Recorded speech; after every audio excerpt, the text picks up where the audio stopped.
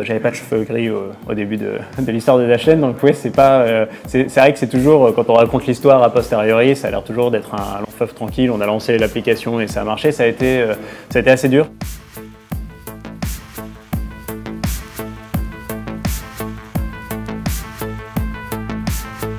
Alors Dashlane, ça a commencé sur les bancs de l'école, à l'école centrale en l'occurrence, où Jean-Guillaume et moi on étudiait. On s'est rencontrés là-bas et on a décidé de travailler sur de l'entrepreneuriat. On ne savait pas trop sur quoi travailler au début. On a rencontré Bernard Liotto, qui était l'ancien CEO de Business Object, qui est venu avec un concept de fluidifier l'Internet. L'idée initiale, le pitch initial, c'est de créer un assistant numérique qui allait aider l'utilisateur dans son utilisation quotidienne d'Internet. En fait, on s'est aperçu que la vraie problématique, c'était l'identité. C'était devoir s'authentifier en permanence, rentrer des informations personnelles chaque fois que je devais créer un compte, chaque fois que je voulais acheter. Donc on a voulu créer une solution pour pouvoir simplifier finalement toutes ces interactions. L'idée de Dashlane, c'est de simplifier et sécuriser l'identité et le paiement partout, qui te permet de stocker toutes tes informations personnelles, de les synchroniser, de les sécuriser localement sur tes machines, mais surtout qui te permet de ne plus avoir à les renseigner quand tu es sur Internet, donc plus avoir à retaper toutes ces informations.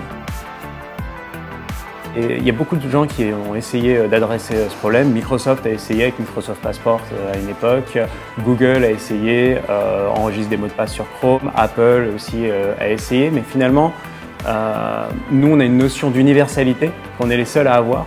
C'est-à-dire que peu importe si tu es sur un PC, un Mac, un Android, un iOS, nous on a une couche au-dessus de tout ça qui permet sur n'importe quel site de renseigner toutes ces informations.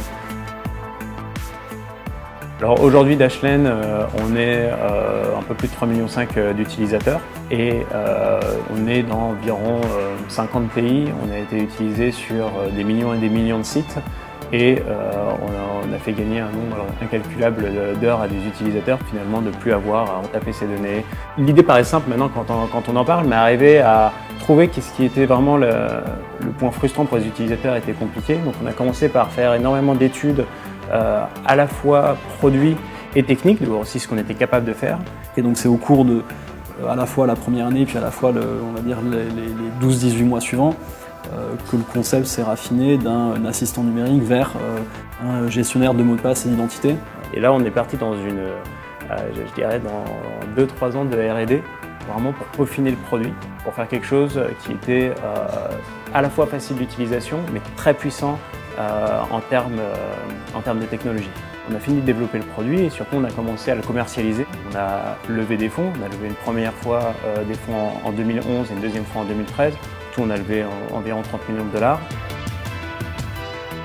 Ça a été assez dur d'abord parce que technologiquement on a quelque chose qui est très très dur. Et donc déjà on a eu beaucoup de doutes sur est-ce qu'on allait arriver à sortir une application avec la qualité qu'on voulait. Ensuite on a eu un deuxième élément de doute qui était est-ce qu'on allait trouver des gens qui allaient être intéressés, qui allaient comprendre et comment est-ce qu'on allait arriver à le diffuser. On a eu des questions de doute à des moments d'un point de vue revenu aussi, parce qu'au début Dashlane était entièrement gratuit. Et en fait, on s'était dit, bon bah très bien, on va lancer Dashlane, tout le monde va aimer, on va avoir 10 millions d'utilisateurs et puis après on verra ce qui se passe.